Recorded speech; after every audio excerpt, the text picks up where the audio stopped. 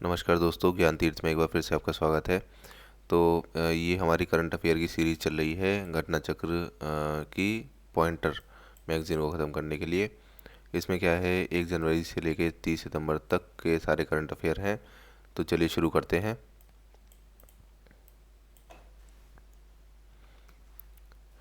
अंतर्राष्ट्रीय सम्मेलन, इंटरनेशनल शिखर सम्मेलन वगैरह जितने भी होते हैं वो सारे इसमें देखेंगे। 22वें शंघाई सहयोग संगठन, शंघाई कोऑपरेशन ऑर्गेनाइजेशन, ठीक है, SCO शिखर सम्मेलन का आयोजन कहाँ पे किया गया? समरकंद, उज्बेकिस्तान में किया गया। ठीक है, तो समरकंद उज्बेकिस्तान में है जहाँ पर SCO का 22वां सम्मेलन किया गया। वर्तमान में वर्तमान में SCO के 8 पूर्णकालिक सदस्य कौन कौन से हैं? तो उसमें ये सारे सदस्य हैं पूर्णकालिक, जिसमें से इम्पोर्टेंट है भारत, चीन, रूस और पाकिस्तान। ठीक है, बाकी बाकी कौन कौन से? Kazakhstan, Kyrgyzstan, Tajikistan, Uzbekistan. तो पूछ सकते हैं कि SCO के सदस्य कौन कौन से हैं। तो इसमें अपना इंडिया है, ठीक है, चीन भी है, रूस भी है, पाकिस्तान भी है। ठीक है, वर्तमान में SCO के 4 पर्यवेक्षक देश कौन से हैं? ठीक है, तो पर्यवेक्षक देश जो है वो इस टाइम पे है अफगानिस्तान, बेलारूस, ईरान और मंगोलिया। ठीक है, ऑब्जर्वर स्टेटस इनको मिला हुआ है। वर्ष 2023 में 23वें SCO शिखर सम्मेलन का आयोजन कहाँ पे किया जाएगा? तो वो 2023 में भारत में किया जाएगा। ठीक है, तो ये याद रखना इम्पोर्टेंट है। समुद्री जैव विविधता के संरक्षण हेतु अंतर सरकारी सम्मेलन, inter governmental conference on marine biodiversity of areas beyond beyond national jurisdiction, इसके 5वें सत्र का आयोजन कहाँ पे किया गया? न्यूयॉर्क में किया गया। ठीक है, तो इंटर गवर्नमेंटल कॉन्फ्रेंस है मरीन बायोडाइवर्सिटी की, ये कहाँ पर आयोजन किया जा रहा है? न्यूयॉर्क में किया जा रहा है।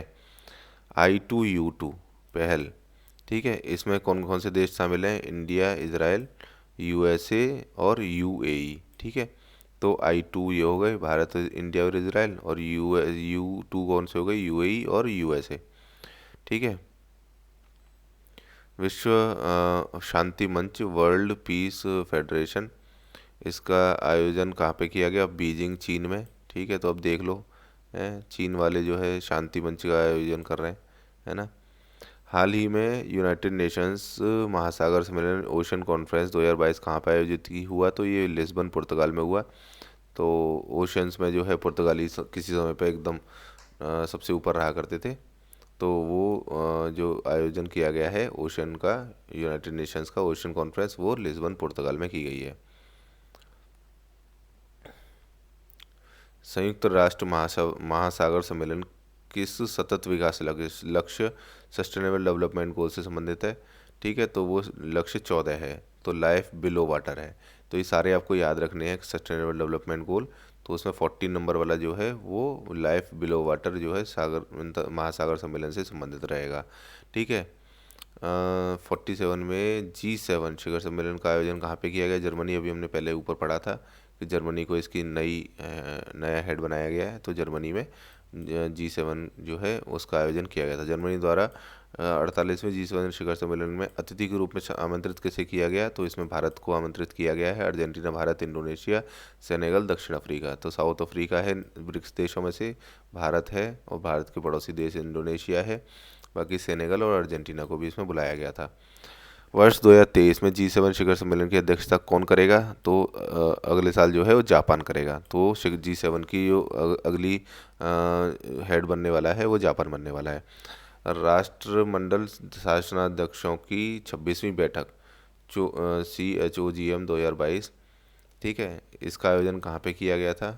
तो राष्ट्रमंडल जो होते हैं कॉमनवेल्थ कंट्रीज़, ठीक है, तो उनका जो सम्मेलन है वो किगाली, रवांडा में किया गया था। भारत ने किस देश के साथ राष्ट्रमंडल राजनयिक अकादमी कार्यक्रम की घोषणा की है? यूके के साथ में। तो यूके के जितने भी उपनिवेश थे उन सबको मिला के राष्ट्रमंडल देश बनाए गए हैं। ठीक है, तो वो सारे आज़ाद हैं, लेकिन वो यूके के पुराने उपनिवेश थे। तो वहाँ पे राजनयिक एकेडमी का कार्यक्रम की घोषणा कहाँ पे करेंगे? यूके में। ठीक है, G20 शिखर सम्मेलन 2023 का आयोजन कहाँ पे किया जाएगा? भारत में। ठीक है, भारत को इसकी वो दे दी गई है। ठीक है, भारत अब इसका हेड बन गया G20 का। G20 की अध्यक्षता कब से करेगा? 1 दिसंबर 2022 से, तो वो तो हो ही चुका है। तो हम लोग अध्यक्ष इस टाइम पे चल रहे हैं G20 के, ठीक है। भारत के आम के निर्यात को बढ़ावा देने के लिए मैंगो फेस्टिवल का आयोजन किस देश में किया गया? बहरीन में किया गया, ठीक है। तो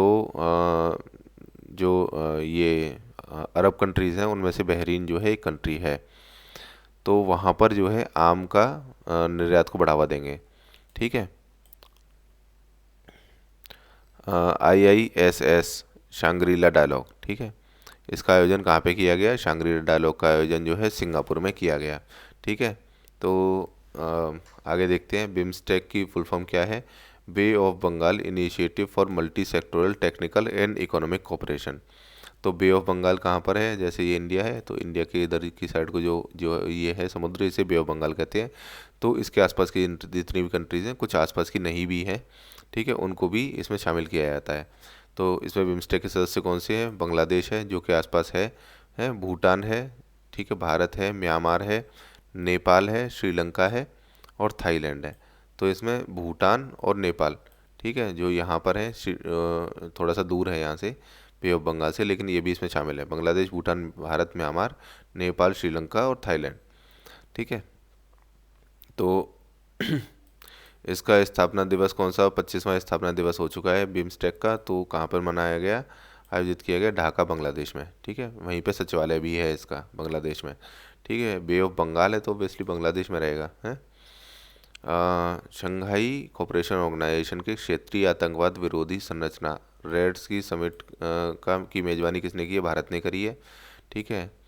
आतंकवादी विरोधी वाली सारी चीज़ों में ना भारत सबसे आगे चलता है। वर्ल्ड एक्सपो 2020 का आयोजन कहाँ पे किया गया? दुबई में किया गया। अमिताभ बच्चन ने खूब ऐड किया था, सबको पता है, ठीक है।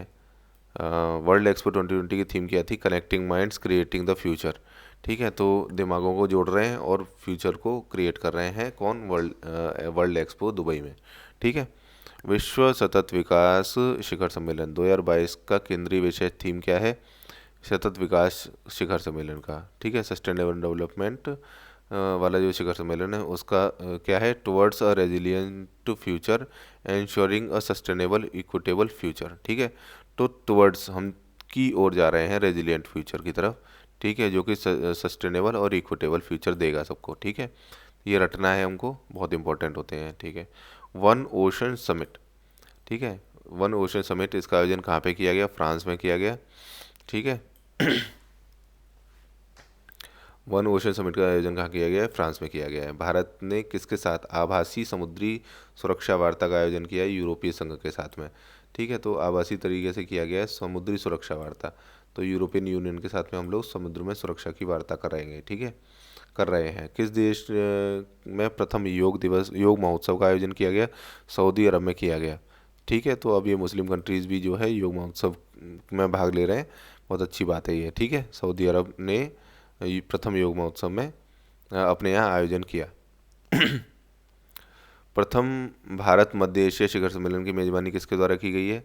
तो भारत है और मध्य एशिया है, तो इसकी मेज़बानी किसने करी है? भारत ने करी है, ठीक है। मध्य एशिया में कौन कौन से देश आते हैं?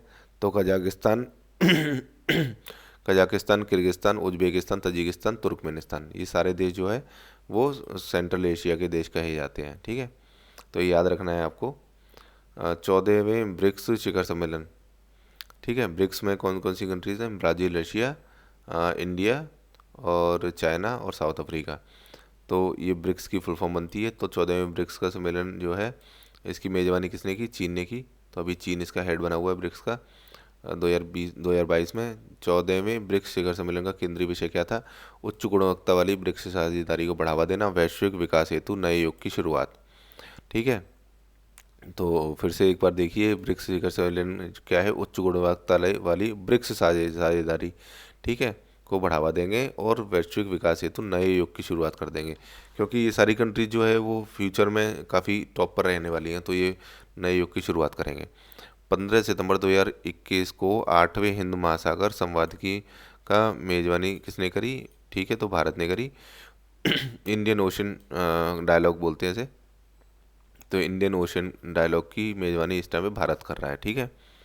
साइबर एवं क्रिटिकल प्रौद्योगिकियों पर एक वार्षिक शिखर सम्मेलन जो है वो सिडनी डायलॉग है, ठीक है। सिडनी डायलॉग किससे संबंधित है? सिडनी डायलॉग साइबर और क्रिटिकल प्रौद्योगिकी से संबंधित है। सिडनी जो है वो ऑस्ट्रेलिया में है, तो ऑस्ट्रेलिया वाले साइबर और क्रिटिकल प्रौद्योगिकी वाले का शिखर सम्मेलन कर रहे हैं। ठीक है। सिडनी डायलॉग में भारत की ओर से मुख्य भाषण किसने दिया? नरेंद्र मोदी जी ने दिया। ठीक है। अंतर्राष्ट्रीय सौर गठबंधन की चौथी आम सभा के दौरान विश्व में वर्ष 2030 तक सौर क्षेत्र में इतना निवेश प्राप्त करने का लक्ष्य निर्धारित किया गया है, $1 ट्रिलियन। ठीक है। तो इंटरनेशनल सोलर अलायंस जो है वो इंडिया की है, जिसका हेडक्वार्टर गुड़गांव में है। इसकी चौथी आम सभा के दौरान विश्व में 2030 तक सोलर एनर्जी में $1 ट्रिलियन पैसा जो है वो इन्वेस्टमेंट का प्लान बनाया गया है। ठीक है। 26वां संयुक्त राष्ट्र जलवायु परिवर्तन सम्मेलन COP26 का आयोजन कहाँ पे किया गया? ग्लासगो यूके में। तो बहुत ही फेमस हुआ था। ठीक है। बहुत न्यूज़ में छाया रहा था, ग्लासगो यूएसए। तो आप याद कर लीजिए इसे, नहीं याद है तो। ठीक है। तो बहुत ही इंपॉर्टेंट है। तो वो कौन सा था? COP26 था। ठीक है। तो ग्लासगो यूएसए में था 2021 में। ठीक है जी। वह देश जिसकी साझेदारी में यूके द्वारा COP26 का आयोजन किया गया, तो इटली की भी इसमें साझेदारी थी COP26 की, ग्लासगो यूके में जो था। ठीक है। COP26 के दौरान भारत द्वारा इलेक्ट्रिक वाहनों पर जिस वेब पोर्टल को लॉन्च किया गया है उसका नाम क्या है? ई अमृत। ठीक है। तो ई से इलेक्ट्रिक हो गया, ठीक है, अमृत से वाहन हो गए। मुझे नहीं पता कैसे करके होंगे, आप याद कर लो। ठीक है। COP26 के दौरान लॉन्च किया गया इस IRIS को। ठीक है। तो IRIS की फुल फॉर्म क्या है? Infrastructure for resilient island states. ठीक है। तो infrastructure for resilient island state जो है उसके लिए COP26 में किया गया। तो ये जो कॉन्फ्रेंस ऑफ पार्टीज जो होता है, ठीक है, जलवायु परिवर्तन से संबंधित, इसमें सबसे ज़्यादा समस्या क्या रहती है कि बहुत सारे ऐसे आइलैंड स्टेट हैं, देश हैं, जो कि पानी में अगर गर्मी बढ़ी तो पानी का, समुद्र का स्तर बढ़ जाएगा और वो जो है वो डूब जाएंगे। तो नहीं डूबे उसके लिए क्या है कि रेजिलिएंट इंफ्रास्ट्रक्चर के बारे में बात कर रहे हैं। IRIS जो है उसी से संबंधित है। प्रधानमंत्री नरेंद्र मोदी द्वारा प्रस्तुत 5 अमृत तत्वों पंचामृत में शामिल हैं। कौन कौन से? ये 5 पंचामृत हैं साहब हमारे। एक बार पढ़ लीजिए इसे, मैं एक बार पढ़ के बता देता हूँ। वर्ष 2030 तक गैर जीवाश्म ऊर्जा क्षमता 500 गीगावाट तक पहुँचाइए। वर्ष 2030 तक भारत की में 50% ऊर्जा आवश्यकताओं को नवीकरणीय ऊर्जा से पूर्ति करनी है।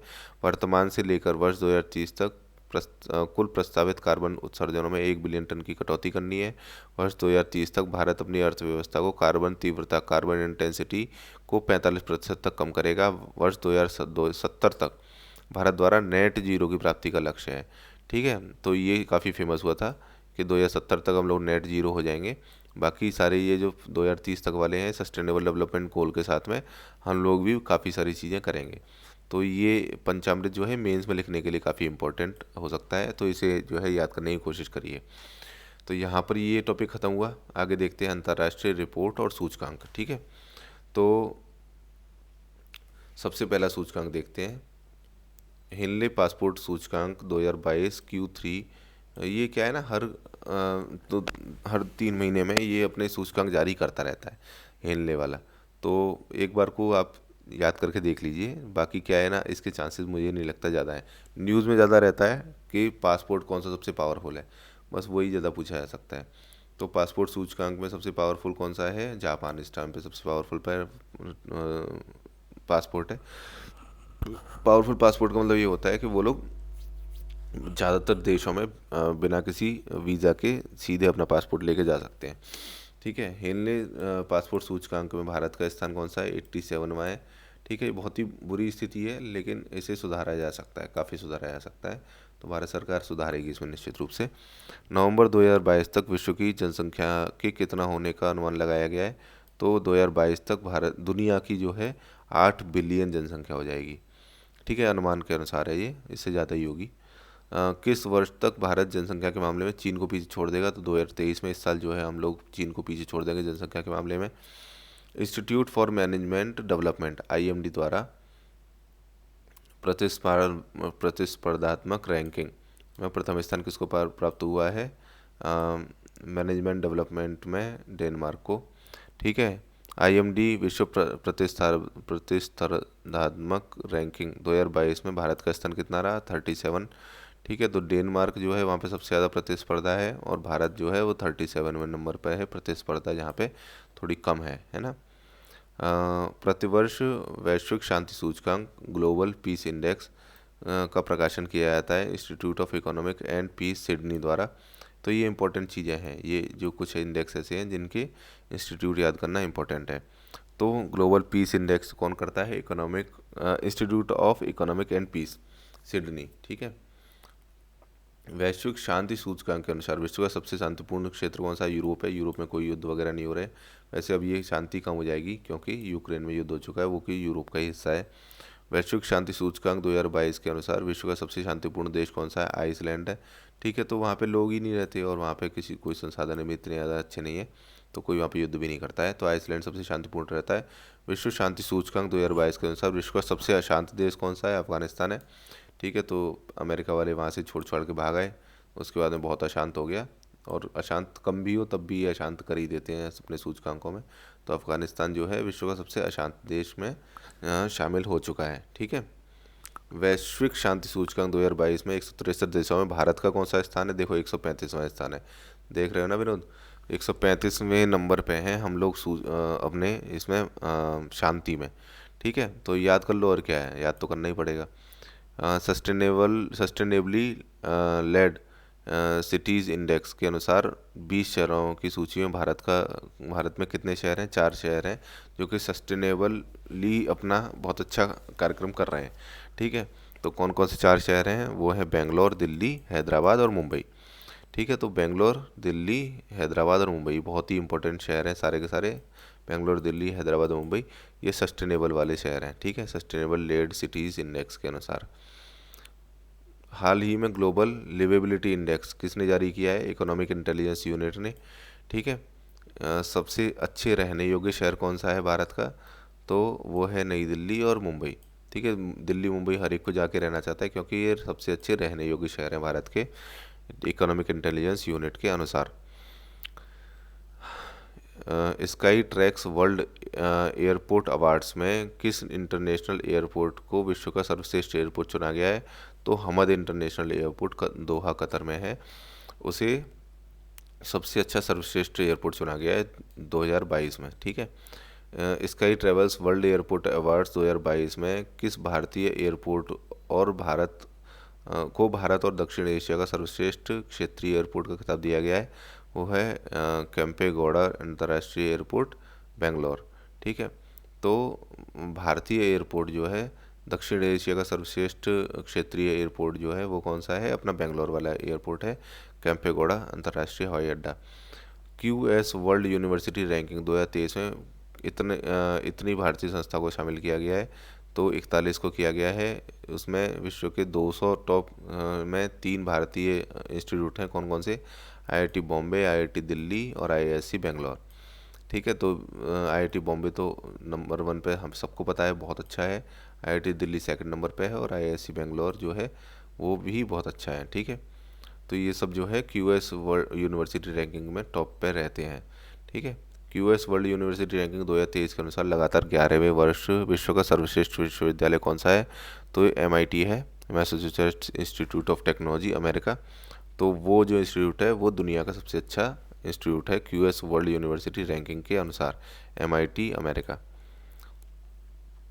अगला है सतत विकास रिपोर्ट 2022 में प्रस्तुत सूचकांक में प्रथम 3 स्थान प्राप्त करने वाले नॉर्डिक देश कौन से हैं? फिनलैंड, डेनमार्क, स्वीडन, ठीक है। सतत विकास रिपोर्ट के अनुसार टॉप पे कौन से हैं? 3 देश हैं, ठीक है।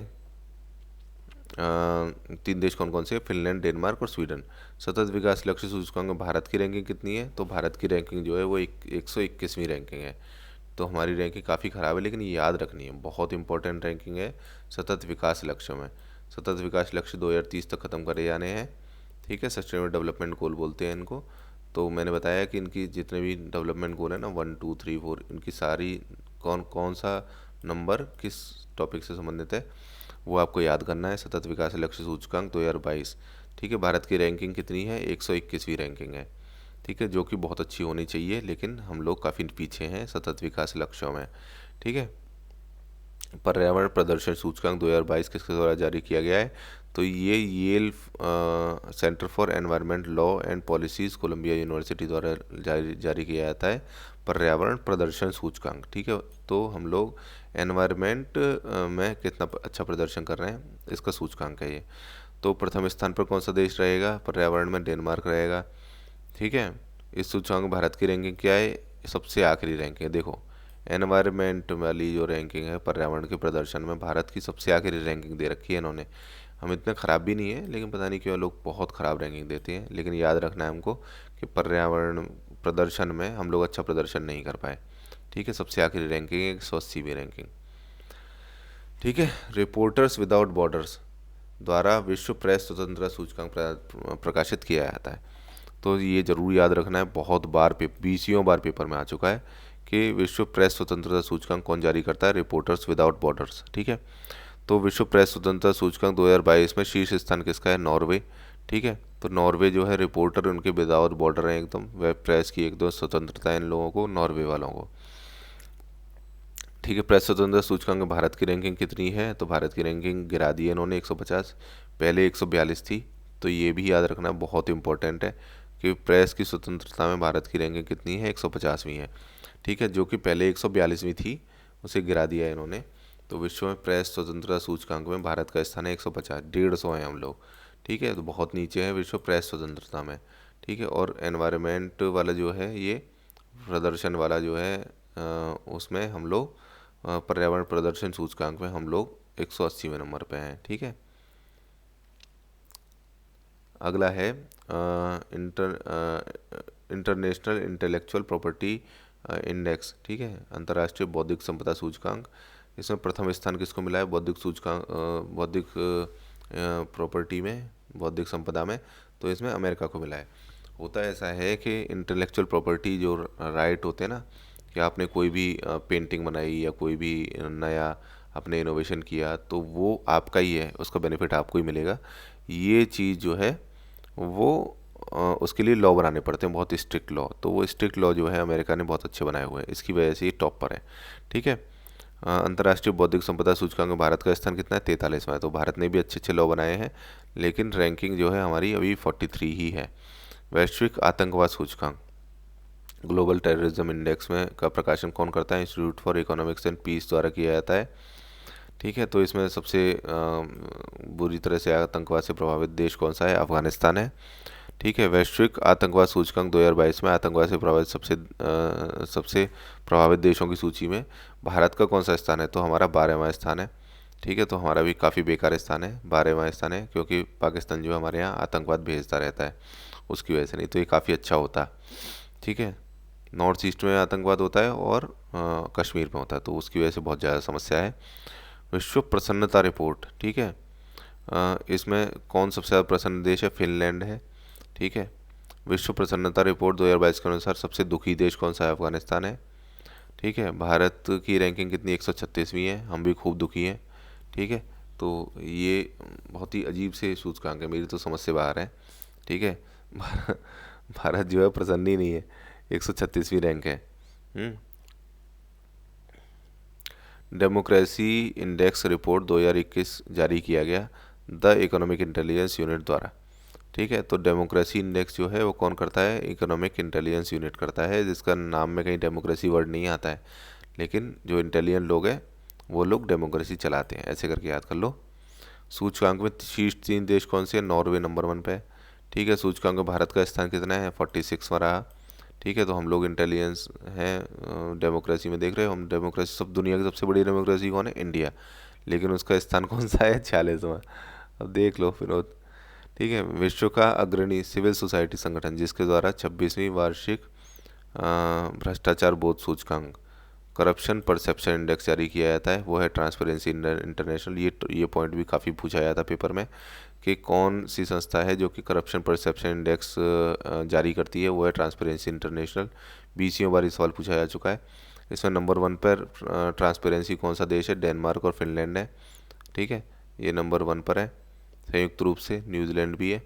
तो ये जो है करप्शन परसेप्शन में, करप्शन जो है इनके यहाँ बहुत कम है, डेनमार्क फिनलैंड न्यूजीलैंड में। ठीक है, भ्रष्टाचार बोध सूचकांक में भारत का कौन सा स्थान है? 85वां स्थान है। तो हमारे यहाँ जो है भ्रष्टाचार काफ़ी ज़्यादा है। तो देखिए कितने नंबर पे हैं हम लोग भ्रष्टाचार बोध सूचकांक में। भारत है 85वें नंबर पे। हम लोग 85 भ्रष्टाचार लोग हैं, भ्रष्टाचारी लोग हैं अपने इंडिया में। तो उन 85 लोगों का ध्यान रखना है, ठीक है। तो भ्रष्टाचारी कितने लोग हैं इंडिया में? 85, ठीक है। तो भारत की स्थान कितना हो जाएगा? 85 हो जाएगा। ऐसे करके याद कर लो। ग्लोबल फायर पावर इंडेक्स में भारत का स्थान कौन सा है? फायर पावर में चतुर्थ है, 4th स्थान है हमारा। फायर पावर हमारे पास बहुत अच्छी है, बंदूक है हमारे पास, ठीक है। जनवरी 2022 में जारी ग्लोबल फायर पावर इंडेक्स में टॉप पर कौन है? सबसे ज़्यादा बंदूकें किसके पास है? अमेरिका के पास है। और चौथे नंबर पर इंडिया के पास है। खूब बंदूक है हमारे पास, कोई टेंशन नहीं है, ठीक है जी। आगे चलते हैं। वैश्विक स्वास्थ्य सुरक्षा सूचकांक 2021 में भारत किस स्थान पर है? Global health security index. तो हम लोग 66वें स्थान पर है। हमारा स्थान जो है ठीक ठाक है। इसका कारण ये है कि हम लोगों ने जन आरोग्य योजना वगैरह ऐसी योजनाएं चला रखी हैं जिसमें ग्लोबल हेल्थ सिक्योरिटी हो रही है इंडिया की, ठीक है जी। उसमें हम लोग 66वें स्थान पे 66, ठीक है, ग्लोबल हेल्थ में। शीर्ष स्थान पर कौन सा है? यूएसए है, ठीक है। यूएसए में हेल्थ की बहुत अच्छी सिक्योरिटी दे रखी है उन लोगों ने। बाकी के इंडेक्स तो फालतू हैं, ज़्यादा इम्पोर्टेंट नहीं है। 10वें वार्षिक वैश्विक खाद्य सुरक्षा सूचकांक, ठीक है, फूड सिक्योरिटी इंडेक्स, ठीक है। ये कौन जारी करता है? इकोनॉमिस्ट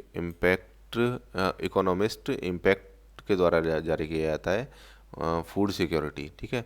तो फूड सिक्योरिटी इकोनॉमिक इम्पैक्ट, ठीक है। फूड सिक्योरिटी में भारत का स्थान कितना है? 71 है। हम लोग खूब फूड सिक्योरिटी कराने की कोशिश करते हैं, तब जाके मुश्किल से 71 स्थान पर आ पाए हैं, ठीक है, क्योंकि हम लोग सबको फ्री खाना देते हैं। तो फूड सिक्योरिटी हो जाती है। वैश्विक खाद्य सुरक्षा सूचकांक 2021 शीर्ष स्थान पे कौन है? आयरलैंड है। तो आयरलैंड जो है वो नंबर 1 पे है और हम लोग 71वें नंबर पे हैं। रूल ऑफ लॉ इंडेक्स, ठीक है, तो वर्ल्ड जस्टिस प्रोजेक्ट के द्वारा जारी किया जाता है। रूल ऑफ लॉ में सबसे अच्छा रूल ऑफ लॉ डेनमार्क में चलता है। रूल ऑफ लॉ में भारत जो है 79 नंबर पर रूल ऑफ लॉ है हमारे यहाँ, ठीक है।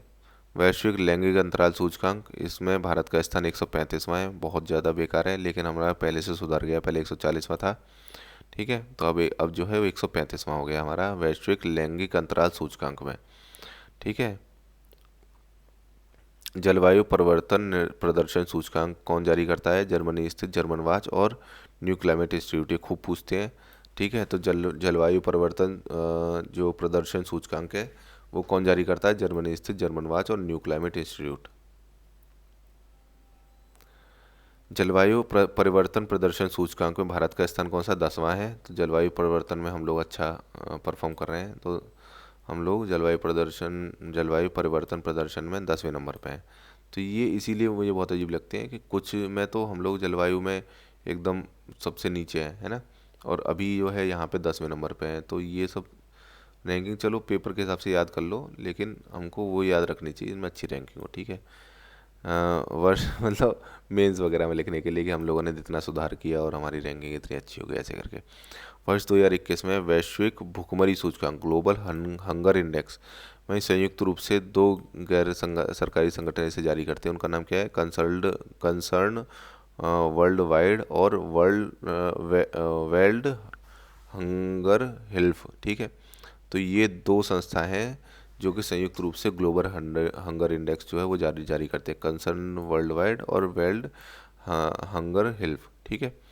वैश्विक भुखमरी सूचकांक 2021 में 116 देशों की सूची में भारत का स्थान 101वां है। तो हम लोग 101 रुपये दे के भुखमरी से मर रहे हैं, ठीक है। तो ऐसा ये सूचकांक हमें बता रहा है, ठीक है। अब जो याद करना है वो याद ही करना है ना, बहुत इंपॉर्टेंट है, ये काफ़ी पूछा जाता है। तो भुखमरी सूचकांक 101 रुपये से हमारे भगवान को चढ़ा देंगे तो भुखमरी खत्म कर देंगे, ठीक है। ऐसे करके याद कर लो। वैश्विक भुखमरी सूचकांक के अनुसार भुखमरी की चरम भयावह स्थिति किस देश में है? सोमालिया में है, ठीक है। तो सोमालिया जो है ये अफ्रीका जो है, अफ्रीका की यहाँ पे जो इस वाली जगह पे कंट्रीज़ हैं उनमें से सोमालिया एक कंट्री है, बहुत बड़ी कंट्री है उस हिसाब से एरिया वाइज, ठीक है। तो वैश्विक बहुआयामी गरीबी सूचकांक मल्टी डायमेंशनल पॉवर्टी इंडेक्स जो है उसका केंद्रीय विषय क्या है? टॉपिक क्या है इसका? थीम क्या है? Unmasking disparities by enticing case and gender, ठीक है। तो नस्ल, जाति और लिंग की असमानता को प्रकट करना, ठीक है, प्रकट कर रहे हैं, अनमास्किंग कर रहे हैं। Disparities in ethnicity, caste and gender. ठीक है। वैश्विक बहुआयामी गरीबी सूचकांक 2021 के अनुसार भारत की इतनी जनसंख्या बहुआयामी रूप से गरीब है 27.9। तो ये बहुत इंपॉर्टेंट पॉइंट्स होते हैं जिनको याद रखना है, मेंस में भी लिख सकते हैं बहुत, कि हम लोग मल्टी डायमेंशनल पॉवर्टी इंडेक्स में 27.9% हमारे देश की जनसंख्या जो है वो मल्टी डायमेंशनल पॉवर्टी के नीचे आती है। ठीक है। तो ये टॉपिक यहाँ पे ख़त्म हुआ।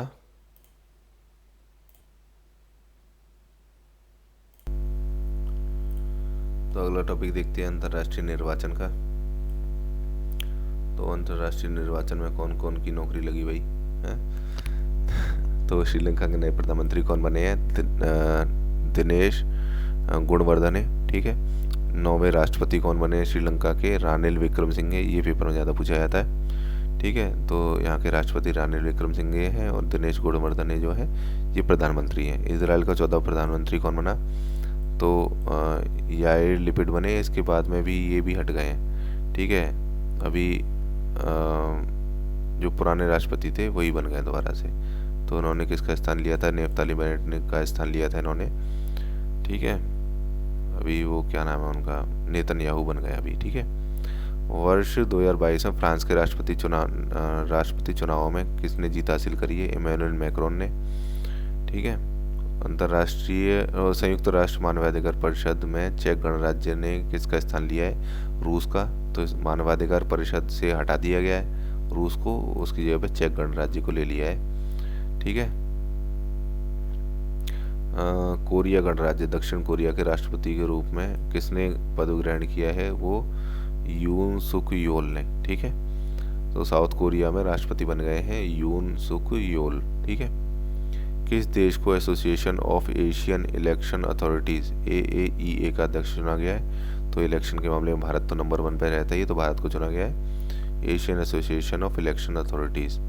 ठीक है। इसका अध्यक्ष है भारत। पाकिस्तान के 23वें प्रधानमंत्री के रूप में किसे चुना गया है? शाहबाज शरीफ को। ठीक है। और ये भीख मांग रहे हैं पूरे देश में पूरी दुनिया में जा जाके। तो वो कौन से प्रधानमंत्री हैं? शाहबाज शरीफ। वर्ष 2022 के लिए अफ्रीकी संघ के अध्यक्ष के रूप में किसे पदभार दिया गया है? मैकी सैल को। ठीक है। तो अफ्रीकी संघ जो है उसके अध्यक्ष हैं मैकी सैल। ठीक है। इटली के राष्ट्रपति जिन्होंने दूसरे कार्यकाल के लिए शपथ ग्रहण की है उनका नाम है सर्जियो मटरेला। ठीक है। मैं इसे मटरेला याद करता हूँ। ठीक है। मटरेले हैं, ये इटली के राष्ट्रपति हैं। ठीक है। तो राहुल गांधी के रिश्तेदार, ऐसे करके याद कर लो, सर्जियो मटरेले। होंडुरास की पहली महिला राष्ट्रपति कौन बनी है? शियोमारा कास्ट्रो। तो होंडुरास की पहली महिला राष्ट्रपति बनी है शियोमारा कास्ट्रो। ठीक है जी। वह देश जिसकी पहली निर्वाचित महिला प्रधानमंत्री के रूप में मैगडालेना एंडरसन ने कार्यभार ग्रहण किया वो है स्वीडन। ठीक है। तो स्वीडन को पहली महिला प्रधानमंत्री मिली है, स्वीडन को। ठीक है। Magdalena Anderson. यूनेस्को कार्यकारी बोर्ड के लिए भारत को पुनर्निर्वाचित किया गया है 2021 से 25 तक। तो हम लोग यूनेस्को के कार्यकारी बोर्ड बनाएंगे। अब यूनेस्को वर्ल्ड हेरिटेज में इंडिया की बहुत सारी जगह और शामिल हो सकती है क्योंकि भारत जो है पुनर्निर्वाचित कर दिया गया 2021 से लेकर 25 तक। भारत भारी बहुमत के साथ रिकॉर्ड छठे कार्यकाल के लिए पुनर्निर्वाचित हुआ है किस चीज़ में? संयुक्त राष्ट्र मानवाधिकार परिषद में, United Nations human right commission में। तो रूस को निकाल दिया गया है, लेकिन छठे कार्यकाल के लिए भारत को बहुत ही भारी बहुमत के साथ में इसमें शामिल कर लिया गया है। ठीक है। फ्यूमियो किशिदा किस देश के नए प्रधानमंत्री बने हैं? जापान के। तो जापान में चुनाव चल रहे थे और वहाँ के पूर्व राष्ट्रपति जो थे उनकी हत्या कर दी गई। तो अब जो है फ्यूमियो किशिदा जो है नए प्रधानमंत्री बन गए। पुराने प्रधानमंत्री को मार दिया गया था। ठीक है। उनकी गोली मार के हत्या कर दी गई थी, असैसिनेशन। चलिए ये टॉपिक खत्म हुआ। आर्थिक परिदृश्य देखते हैं। राजकोषीय घटनाक्रम। Competitiveness road map for India @100 report किसने जारी करी है? प्रधानमंत्री की आर्थिक सलाहकार परिषद ने जारी करी है competitive road map for India. आगे हम लोग 100 साल जब भारत के हो जाएंगे आज़ादी के, तब तक हमारे देश में कॉम्पिटिटिवनेस की क्या हिसाब किताब रहना चाहिए, वो जो है प्रधानमंत्री की आर्थिक सलाहकार परिषद जो है उसने जारी किया है। ठीक है जी। Make in India make India number 1 mission का शुभारंभ किसने किया है? केजरीवाल ने किया है। तो मेक इन इंडिया तो मोदी जी ने किया था, मेक इंडिया नंबर 1 ये मिशन किया है अरविंद केजरीवाल जी ने, मुख्यमंत्री हैं दिल्ली के, ये इंडिया को नंबर 1 पे पहुंचाएंगे। बहुत अच्छी बात है, वेरी गुड। ठीक है, अगला है इस मिशन का उद्देश्य क्या है? भारत को दुनिया का नंबर 1 देश बनाना। देखो ये तो बहुत ही आसान है, ऐसे ही नाम रखने चाहिए। केजरीवाल बहुत बड़े अच्छे आदमी हैं। ठीक है, जुलाई 2022 में केंद्रीय वाणिज्य एवं उद्योग मंत्रालय द्वारा जारी आंकड़ों के अनुसार वित्तीय वर्ष 2021-22 में एफडीआई इक्विटी अंतर्वाह के संदर्भ में सर्वाधिक निवेशकर्ता 5 देश हैं। तो एफडीआई जो है भारत में फॉरेन डायरेक्ट इन्वेस्टमेंट, ठीक है, जो विदेशी निवेश होता है वो सबसे ज़्यादा सिंगापुर से आता है। तो देखना है छोटे छोटे देश भी है, मॉरिशस है, नीदरलैंड, स्विट्जरलैंड, ये छोटे छोटे देश भी हैं, यूएसए एक बहुत बड़ा देश भी है। तो इसका कारण क्या है थोड़ा सा मैं बता देता हूँ। ये छोटे छोटे जो देश है ना, इनमें क्या है, लोग ब्लैक मनी को भेजते हैं और वापस इंडिया में इन्वेस्ट करते हैं। तो ये सब चीज़ चलती रहती है, ठीक है, बैकग्राउंड में। तो उसमें सिंगापुर जो है वहाँ से काफ़ी ज़्यादा एफडीआई इन्वेस्ट होता है इंडिया में। ठीक है, तो एफडीआई नंबर 1 पे सिंगापुर है, यूएसए है, ऐसे याद कर लो। वित्तीय वर्ष 2021-22 में प्रत्यक्ष विदेशी निवेश, ठीक है, foreign direct investment, equity inflow, equity अंतर्प्रवाह, ठीक है, हेतु सर्वाधिक आकर्षक 4 देश कौन से रहे?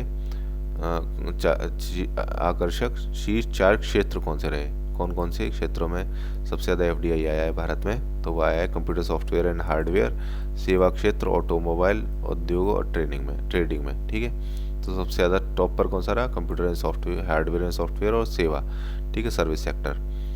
वित्त वर्ष 2021 में सर्वाधिक प्रत्यक्ष विदेशी निवेश इक्विटी अंतर्प्रवाह प्राप्त करने वाले 5 शीर्ष राज्य कौन से हैं? तो कर्नाटक है, बेंगलोर है। देखो कंप्यूटर हार्डवेयर सॉफ्टवेयर कहाँ पर रहेंगे? सबसे ज़्यादा कर्नाटक में रहेंगे, बेंगलोर में, तो कर्नाटक नंबर 1 पे हो जाएगा।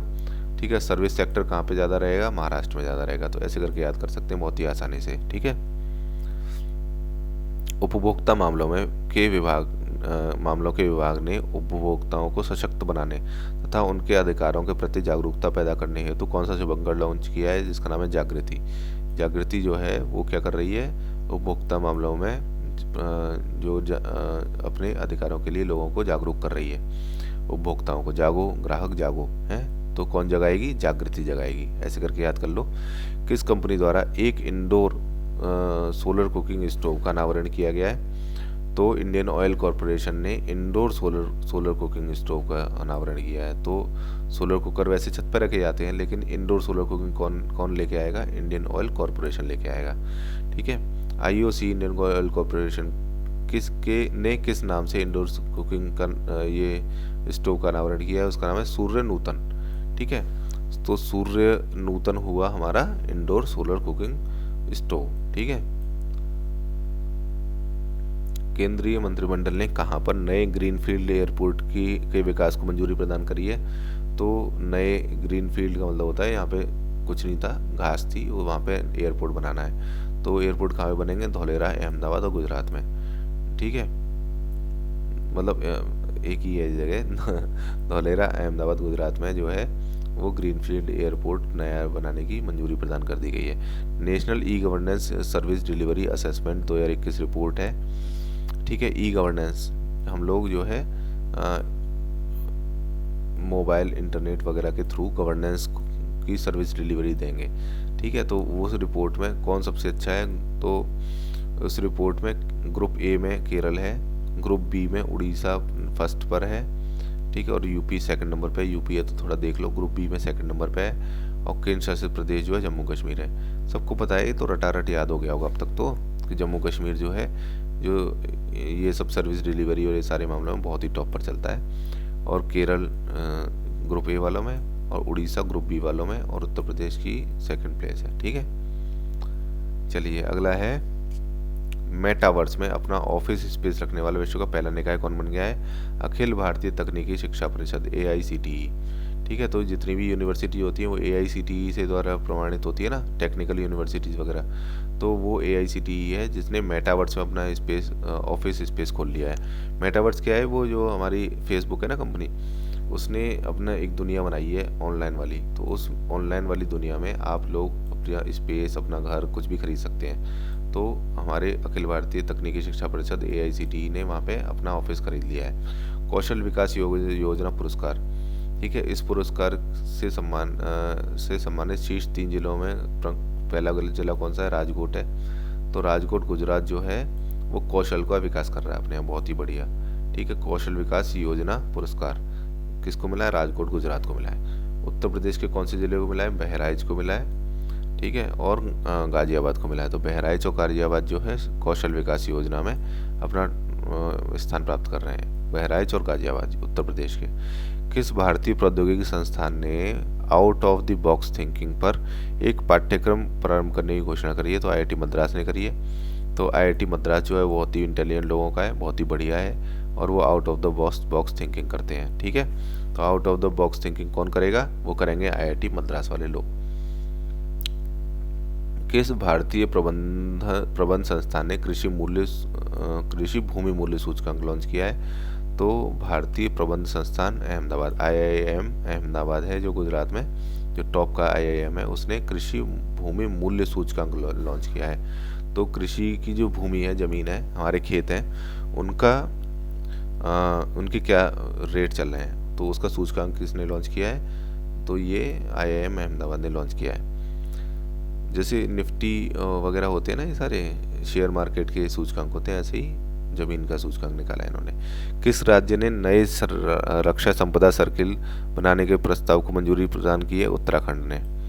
ठीक है, नए रक्षा संपदा सर्किल बनाने के प्रस्ताव को मंजूरी प्रदान कर दी है उत्तराखंड में। तो उत्तराखंड में रक्षा सर्किल बनेगा। वर्ष 2021 में फेसलेस परिवहन सेवाएं प्रारंभ करने वाला भारत का पहला शहर कौन सा बन गया है? दिल्ली बन गया है। ठीक है, तो फेसलेस परिवहन सेवाएं प्रारंभ करेंगे ये। ठीक है, कौन? नई दिल्ली। हरित हाइड्रोजन का उपयोग कर भारत में कार्बन उत्सर्जन में कमी लाने के अवसर, harnessing green hydrogen opportunities for deep decarbonisation in India, ये नीति आयोग लागू कर रहा है। ठीक है, तो ये रिपोर्ट जारी करी है, इसका शीर्षक है हार्नेसिंग ग्रीन हाइड्रोजन। ठीक है, तो हम ग्रीन हाइड्रोजन में, मैंने बताया, लेटेस्ट जो अब टेक्नोलॉजी में विकास किया जा रहा है वो ग्रीन हाइड्रोजन में किया जा रहा है। इलेक्ट्रिक से भी आगे जो है हम लोग चाह रहे हैं कि ग्रीन हाइड्रोजन में हम लोग आगे बढ़ें। तो नीति आयोग जो है रिपोर्ट जारी कर रहा है। राष्ट्रीय खाद्य सुरक्षा अधिनियम, नेशनल फूड सिक्योरिटी एक्ट, ठीक है, तो इसमें ये सूचकांक जो है जारी कर दिया गया है। इसमें 3 टॉप पर कौन है? उड़ीसा जो है फूड सिक्योरिटी में बहुत नंबर 1 पर है, और उत्तर प्रदेश 2nd नंबर पर है। ठीक है, तो राष्ट्रीय खाद्य सुरक्षा अधिनियम, नेशनल फूड सिक्योरिटी एक्ट, ठीक है, तो उस एक्ट को अच्छी तरह से किन्होंने लागू किया? उड़ीसा ने और उत्तर प्रदेश ने लागू किया है। ठीक है, हिमालयन राज्यों में त्रिपुरा ने लागू किया है। ठीक है, IMF के अनुसार भारत GDP के संदर्भ में किस देश को पीछे छोड़ते हुए 5वीं सबसे बड़ी अर्थव्यवस्था बन गया? तो हमने यूनाइटेड किंगडम को पीछे छोड़ दिया है। इंटरनेशनल मॉनेटरी फंड के अनुसार हम लोग जो है 5वीं सबसे बड़ी अर्थव्यवस्था बन गए। तो हम किसी भी क्वेश्चन पेपर में लिख सकते हैं कि IMF के अनुसार भारत जो है दुनिया की 5वीं सबसे बड़ी अर्थव्यवस्था है, जिसने यूनाइटेड किंगडम को भी पीछे छोड़ दिया है। GDP के संदर्भ में विश्व की 4 सबसे बड़ी जो अर्थव्यवस्थाएं कौन सी है? तो USA है, सबको पता है, चीन है, जापान है और जर्मनी है। तो अभी हम लोग जापान और जर्मनी को भी पीछे छोड़ेंगे, कोई चिंता करने की जरूरत नहीं है। ठीक है, अब आगे देखते हैं। प्रधानमंत्री रोजगार सृजन कार्यक्रम PMEGP को किस वित्तीय वर्ष तक जारी रखा जाएगा? तो रोजगार सृजन कार्यक्रम जो है वर्ष 2025-26 तक रखा जाएगा। इनको चुनाव भी जीतना है। ठीक है, तो 2025-26 तक जो है रोजगार सृजन कार्यक्रम को जारी रखा जाएगा। उत्तर प्रदेश सरकार द्वारा सार्वजनिक शिकायतों को निपटाने के लिए कौन सा पोर्टल लॉन्च किया गया है? तो संभव पोर्टल लॉन्च किया गया है। संभव की फुल फॉर्म है systemic administrative mechanism for bringing happiness and value. ठीक है, तो ये संभव है। ठीक है, तो हम लोग systemic administrative mechanism for bringing happiness, ठीक है, तो ये करने के लिए संभव पोर्टल लॉन्च करेंगे उत्तर प्रदेश वाले। ठीक है, पहले खादी उत्कृष्टता केंद्र का उद्घाटन कहाँ किया गया है? तो NIFT नई दिल्ली में किया गया है, national institute of fashion technology. ठीक है, तो खादी उत्कृष्टता केंद्र कहाँ पे करेंगे फैशन टेक्नोलॉजी वाले जगह पे NIFT नई दिल्ली में करेंगे। ठीक है, खादी उत्कृष्टता के केंद्र कहाँ पर है? NIFT नई दिल्ली, फैशन टेक्नोलॉजी वाला इंस्टीट्यूट जो है वो नई दिल्ली में जो है वहाँ पे। माइग्रेशन एंड डेवलपमेंट ब्रीफ 36 के अनुसार, रिपोर्ट के अनुसार प्रेषण प्रवाह के संदर्भ में वर्ष 2021 में के टॉप 5 देश, प्रेषण का प्रवाह का मतलब होता है रेमिटेंस, तो रेमिटेंस में नंबर 1 पे कौन रहता है? भारत रहता है। सेकंड नंबर पे मैक्सिको, तीसरे नंबर पे चीन है, बाकी सब और हैं। ठीक है, तो भारत नंबर 1 पे रहता ही रहता है, मैक्सिको भी बहुत ज़्यादा रेमिटेंस भेजता है अपने यहाँ, और चीन है। तो देखो भारत के लोग तो सारे देशों में जाते हैं, मैक्सिको वाले अमेरिका में जाके पैसा भेज देते हैं, और चीन वाले भी सब देशों में जाते हैं। तो भारत, मैक्सिको, चीन, ये जो है रेमिटेंस जब अपने यहाँ भेजते हैं। रेमिटेंस का मतलब होता है कि जैसे इंडिया से लोग कनाडा गए, और कनाडा से अपने पापा जी के पास जो है पैसा भेजें, उसे रेमिटेंस बोलते हैं। ठीक है, प्रधानमंत्री street vendors Atmanirbhar Nidhi PM Svanidhi को कब तक के लिए बढ़ा दिया गया है? दिसंबर 2024 तक के लिए। जो स्ट्रीट वेंडर होते हैं ना, उनके लिए आत्मनिर्भर निधि जो है 2024 तक देती रहेगी सरकार। Global leader approval rating, global leader approval rating जो है किस नेता ने शीर्ष स्थान प्राप्त किया? तो मोदी जी हैं। ठीक है, सबसे ज़्यादा ग्लोबल लीडर अप्रूवल रेटिंग है।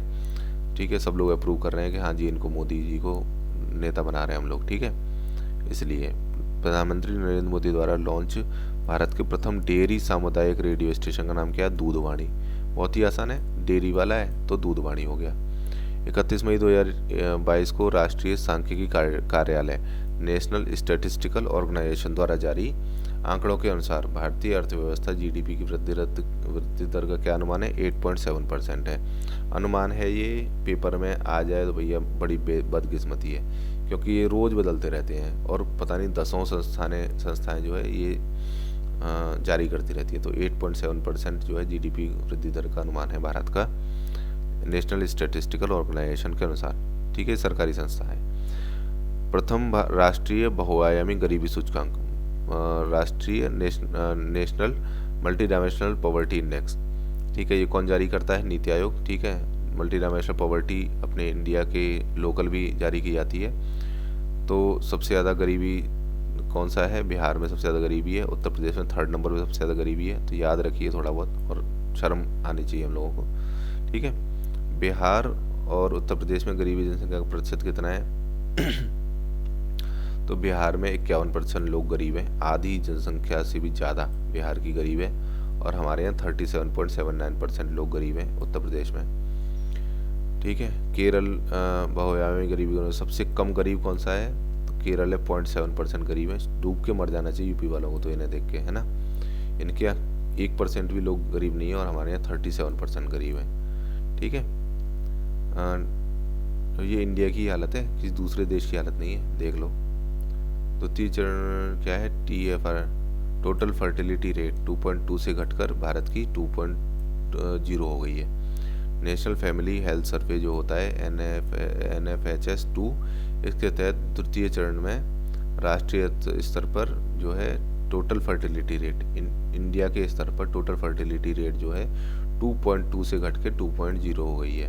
तो 2.1 होनी चाहिए अगर जनसंख्या बढ़ना रोकना है तो 2.0 हो गई है। अब जनसंख्या इंडिया की गिरने लगेगी। ठीक है, NFHS 2.5 के अनुसार वह राज्य जिन्हें छोड़कर सभी चरण 2 के राज्यों में प्रजनन क्षमता प्रतिस्थापन दर 2.1 हासिल कर लिया है। मध्य प्रदेश, राजस्थान, झारखंड, उत्तर प्रदेश, इनको छोड़ के बाकी सारे राज्यों ने प्रतिस्थापन दर यानी 2.1 हासिल कर लिया है। इनकी ज़्यादा है, औरों की कम है, तो जोड़ जाड़ के भारत की 2.0 है।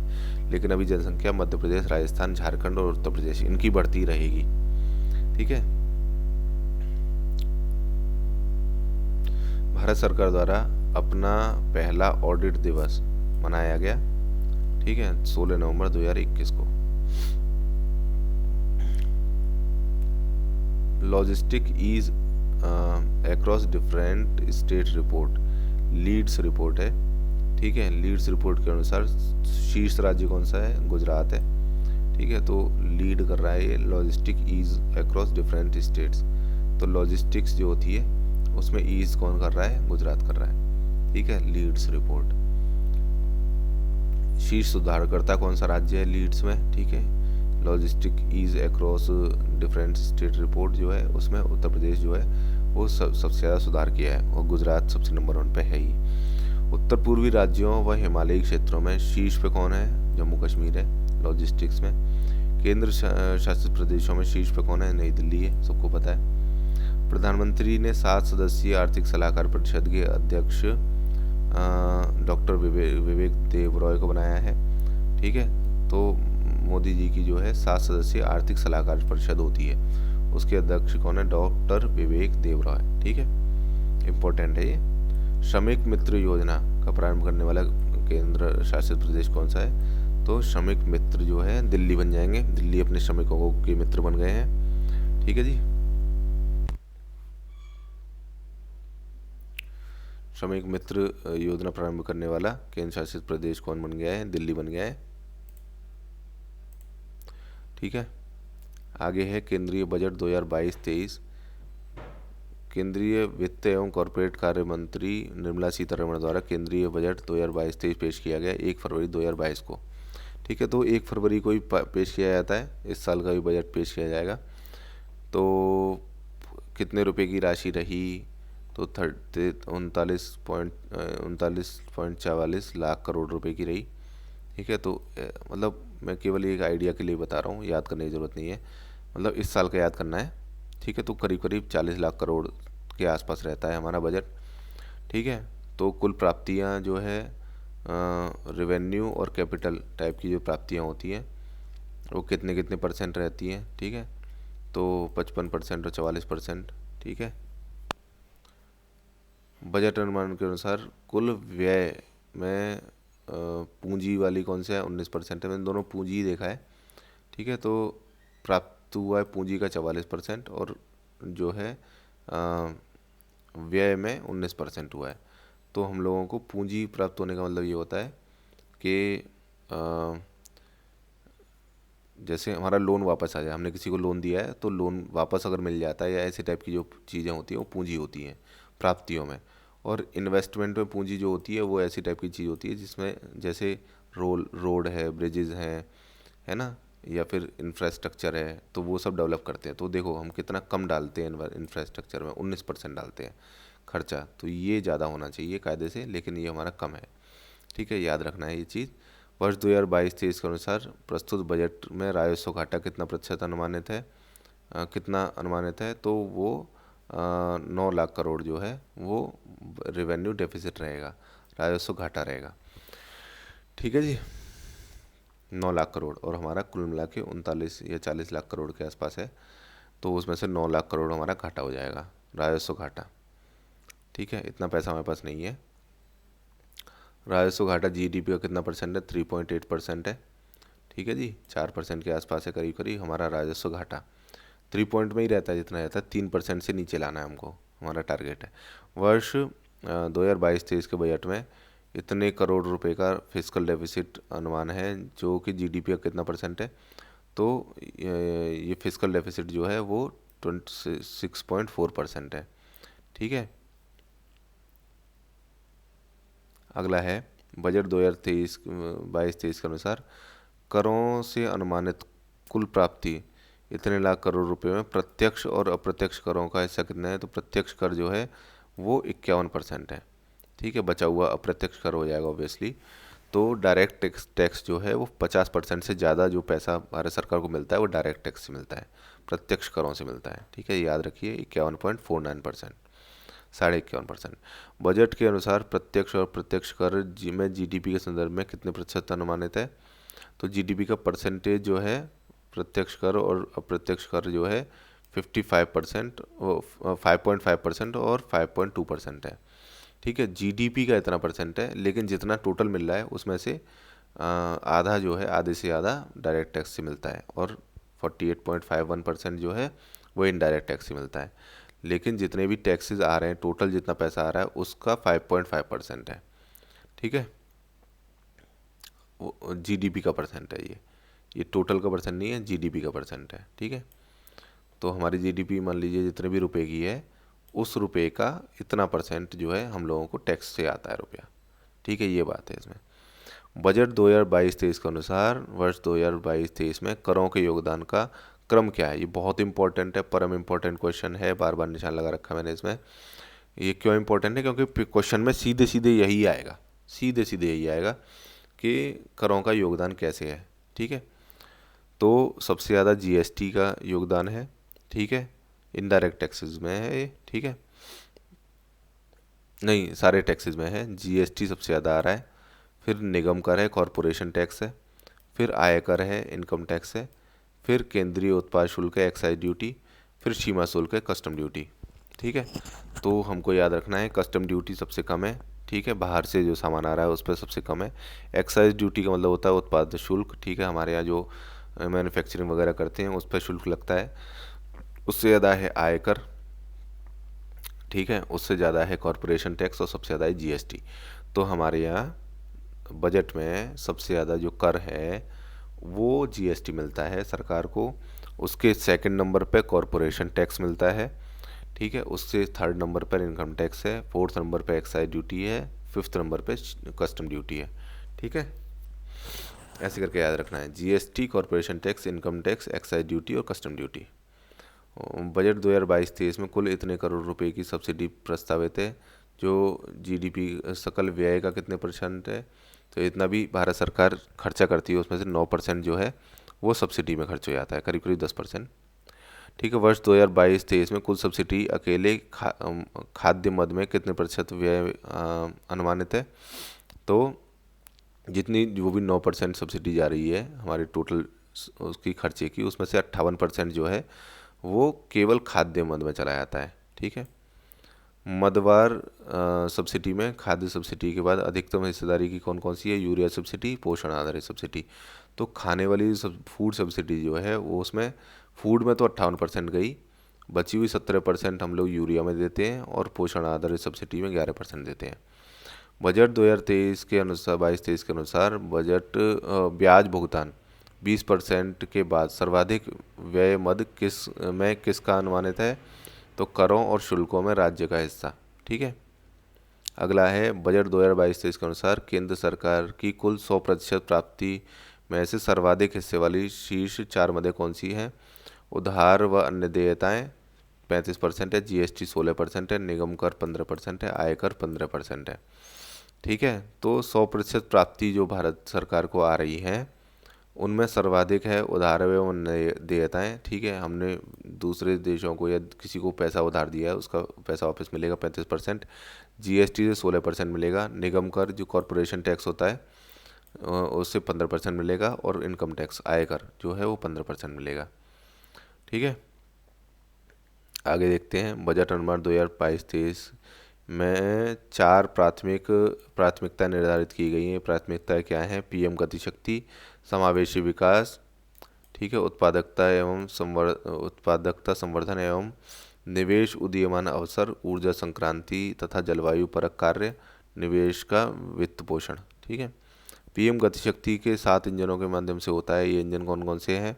गति शक्ति कैसे मिलेगी? हमारी सड़क, रेलवे, एयरपोर्ट, पत्तन, सार्वजनिक परिवहन, जलमार्ग और लॉजिस्टिक अवसंरचना। ठीक है, ये सारी चीज़ें जो है गति को शक्ति देती हैं भारत सरकार के द्वारा। ठीक है जी, आगे है बजट 2022-23 के अनुसार वर्ष 2022-23 में कितने किलोमीटर अतिरिक्त राजमार्ग जोड़े जाएंगे? तो 25,000 किलोमीटर जोड़े जाएंगे, ऐसा पिछली बार किया गया था। ये सारे पिछले बजट के हैं, इसलिए ज़्यादा टेंशन लेने की ज़रूरत नहीं है। मैं इसलिए बता रहा हूँ ताकि अब के जो बजट आए उस पर ये चीज़ों को हम आराम से ध्यान दे पाएँ। आत्मनिर्भर भारत के तहत वर्ष 2022-23 में कितने किलोमीटर नेटवर्क कवच के अंतर्गत लाया जाएगा? रेलवे सेफ्टी है कवच जो है रेलवे सेफ्टी की एक वो योजना है। ठीक है, उसमें 2000 किलोमीटर नेटवर्क जो है वो कवच के अंतर्गत आ जाएगा, जिससे हमारी जो रेलवे है उसमें टक्करें वगैरह नहीं लगेंगी। ठीक है, अगले 3 वर्षों के दौरान मल्टी मॉडल लॉजिस्टिक सुविधाओं हेतु कितने पीएम गतिशक्ति कार्गो टर्मिनल्स तैयार किए जाएंगे? 100। स्थानीय कारोबार और आपूर्ति श्रृंखला की सहायता हेतु किस अवधारणा को लोकप्रिय बनाया जाएगा? एक स्थानीय एक उत्पाद की अवधारणा को। ठीक है, देश भर में रसायन मुक्त प्राकृतिक खेती को बढ़ावा देने हेतु प्रथम चरण में गंगा नदी से सटे कितने किलोमीटर चौड़े कॉरिडोर्स पर ध्यान दिया जाएगा? 5 किलोमीटर। तो गंगा नदी के 5 किलोमीटर जो है रसायन मुक्त कर खेती वहाँ पे करवा दी जाएगी। Emergency credit line guarantee scheme को मार्च 2023 तक बढ़ाने की घोषणा की गई है। साथ ही इसके गारंटी के दायरे में 50,000 करोड़ रुपए से बढ़कर कितने करोड़ रुपए कर दिया गया है, तो 5 लाख करोड़ रुपए कर दिया गया है। ठीक है, emergency credit line guarantee scheme के अंतर्गत। ठीक है, बजट अनुमान 2022-23 में 3.8 करोड़ परिवारों को आच्छादित करने हेतु हर घर जल के लिए कितने करोड़ रुपए आवंटन किया गया है, तो 60,000 करोड़ रुपए किया गया। हर घर जल मैंने बताया, हर घर नल से जल। ठीक है, ये जो है ये काफ़ी इम्पोर्टेंट परियोजना है। ठीक है, इस साल जो चल रही थी, पेपर में पूछा जा सकता है ऐसे कोई भी सवाल, तो वो 60,000 करोड़ रुपए जो है इसके लिए आवंटित किए गए हैं। ठीक है, आर्थिक समीक्षा 2021। तो ये आर्थिक समीक्षा देखते हैं। तो ये कब जारी की जाती है, ये बजट से एक दिन पहले 31 जनवरी को जारी की जाती है। ठीक है, तो अभी भी जारी होने वाली है। आर्थिक समीक्षा का मूल विषय क्या है, एजाइल अप्रोच, त्वरित दृष्टिकोण। तो अगला टॉपिक भी याद करना पड़ेगा। ठीक है, एजाइल अप्रोच तो अभी तक यही रहा है। आर्थिक समीक्षा 2021-22 के अनुसार वर्ष 21-22 में भारतीय अर्थव्यवस्था की वृद्धि दर 7.3% गिरावट दर्ज करने के बाद वर्ष 2022-21-22 के में एवं 22-23 में 9.2% हो गई। ठीक है, तो अर्थव्यवस्था की दर जो है वो कोरोना में गिर गई थी, अब जो है 9.2% हो गई है। कोविड महामारी में सबसे कम प्रभावित क्षेत्र कौन सा रहा, कृषि एवं संबंधित क्षेत्र। ठीक है, तो खेती और उससे रिलेटेड वाले क्षेत्र जो है वो महामारी से कम प्रभावित रहे। ठीक है, वर्ष 2022-20-21 में कृषि एवं संबंधित क्षेत्रों में वृद्धि दर 3.6% रही, जबकि 2021-22 में 3.9% जो है वो रह सकती है, अनुमानित है। तो हमें कुल मिला के याद रखना है कि 4% के आसपास या उससे कम रहती है हमारी कृषि एवं संबंधित क्षेत्र की वृद्धि दर। ठीक है, तो कृषि की वृद्धि दर कम रहती है, पूरे देश की 9 रहेगी लेकिन कृषि की 4 रहेगी, ऐसे याद रखिए। ठीक है, आधे से भी कम रहती है। कोविड महामारी से सर्वाधिक प्रभावित क्षेत्र कौन सा रहा, सर्विस सेक्टर रहा, सेवा क्षेत्र। और सबसे कम कौन सा रहा, कृषि क्षेत्र। वर्ष 2022-23 में भारतीय अर्थव्यवस्था जीडीपी की वृद्धि दर अनुमानित कितनी है, 8.8 से 8.5% है। वैश्विक महामारी के कारण उत्पन्न हुए विभिन्न व्यवधानों के बावजूद विगत 2 वर्षों में भारत का भुगतान संतुलन यानी बैलेंस ऑफ पेमेंट कितना रहा, तो सरप्लस रहा, अधिशेष में रहा हमारा balance of payment. Balance of payment का मतलब होता है एक्सपोर्ट और इम्पोर्ट का जो डिफरेंस होता है, तो वो जो है हमारा प्लस में रहा। तो हम लोग एक्सपोर्ट ज़्यादा कर रहे थे, इंपोर्ट कम कर रहे थे डॉलर्स के हिसाब से। वर्ष 2020-21 में प्रचलित कीमतों पर जीवीए क्रॉस वैल्यू एडेड में कृषि एवं संबंधित क्षेत्र, उद्योग एवं सेवा क्षेत्र का हिस्सा 20%, 25%, 53% रहा। जबकि वर्ष 21-22 में फर्स्ट अकाउंटिंग ईयर में एग्रीकल्चर का 18% रहा। ठीक है, ग्रॉस वैल्यू एडेड मतलब जीडीपी हुआ एक तरह से, तो जीडीपी में जो हिस्सेदारी है वो एग्रीकल्चर की 18% है, 18.8% यानी करीब करीब 19%। मैन्युफैक्चरिंग में 28.2% है। ठीक है, यानी 30% से कम है मैन्युफैक्चरिंग में, और 53% सर्विस सेक्टर में है। तो ये जो मेंस में है ना, ये सब टॉपिक लिखने के लिए बहुत ज़्यादा इंपॉर्टेंट होता है। तो और क्वेश्चन पेपर में भी आ सकता है कि सबसे ज़्यादा जीडीपी या जीवीए में किसका हिस्सेदारी होती है, तो सर्विस सेक्टर की होती है 50% से भी ज़्यादा, आधी से ज़्यादा तो है सर्विस सेक्टर की, 53% है। सेकंड नंबर पर मैन्युफैक्चरिंग की होती है 28.2%, और थर्ड नंबर पर एग्रीकल्चर की होती है 18.8%। ठीक है, नवंबर 2021 के अंत में विदेशी मुद्रा भंडार के संदर्भ में विश्व का भारत कौन से स्थान में पहुंच जाएगा, विदेशी मुद्रा के भंडार के संदर्भ में चौथा। तो टॉप पे कौन है, चीन है, जापान है, स्विट्जरलैंड है। विदेशी मुद्रा चीन, जापान, स्विट्जरलैंड के पास सबसे ज़्यादा है। ठीक है, तो स्विट्जरलैंड तो स्विस बैंक में लोग पैसा जमा कर देते हैं, चीन जापान अमीर देश है। ठीक है, ये दूसरे देशों की विदेशी मुद्रा का अच्छा भंडार रखते हैं। तो चौथे नंबर पर इंडिया है, इतना भी बेकार नहीं है हम लोग हैं। अगला है वर्ष 2021-22 में 14,000 नए स्टार्टअप के साथ भारत कौन सी स्टार्टअप बन गई, तो विश्व की तीसरी सबसे बड़ी स्टार्टअप इकोसिस्टम बन गया भारत। अभी और भी बड़ा बनेगा, नंबर 1 पे आ जाएंगे हम लोग, तुम देख लेना। ठीक है, तो अभी थर्ड नंबर पे रह गए हम लोग स्टार्टअप के मामले में, हमने 14,000 नए स्टार्टअप खोले हैं। ठीक है। 15वां वित्त आयोग जो है, फाइनेंस कमीशन, बहुत इंपॉर्टेंट होता है, पेपर में सबसे ज़्यादा सवाल इसी के आते हैं फाइनेंस कमीशन के। ठीक है।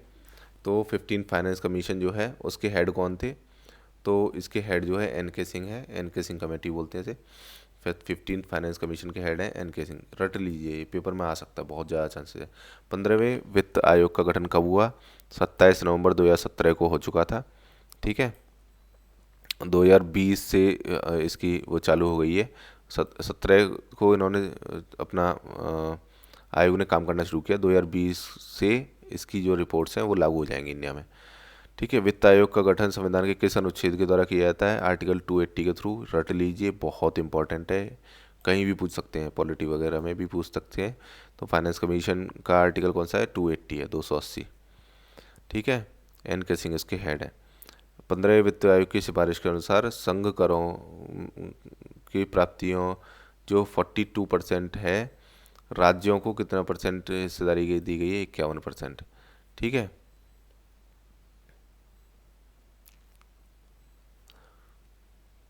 15वें राज्यों की हिस्सेदारी कितनी है, 41% है। ठीक है, इतना याद रखना है।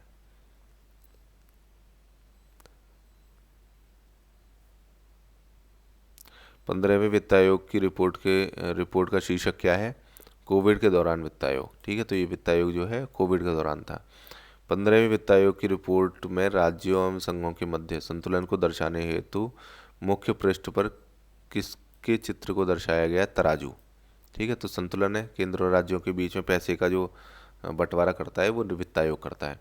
ठीक है, इसमें राज्यों को जो है 41% दिया जाएगा करों का हिस्सा। ठीक है, पहले जो है वो 42% देते थे, अब की बार 41% दे रहे हैं।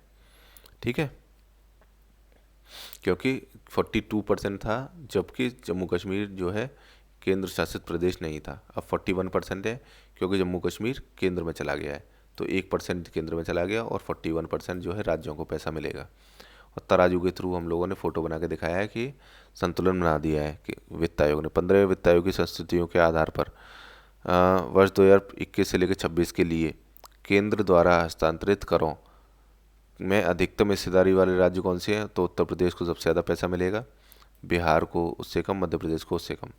ठीक है, तो सबसे ज़्यादा पैसा जो है वित्त आयोग का किसको मिलता है, उत्तर प्रदेश को मिलता है।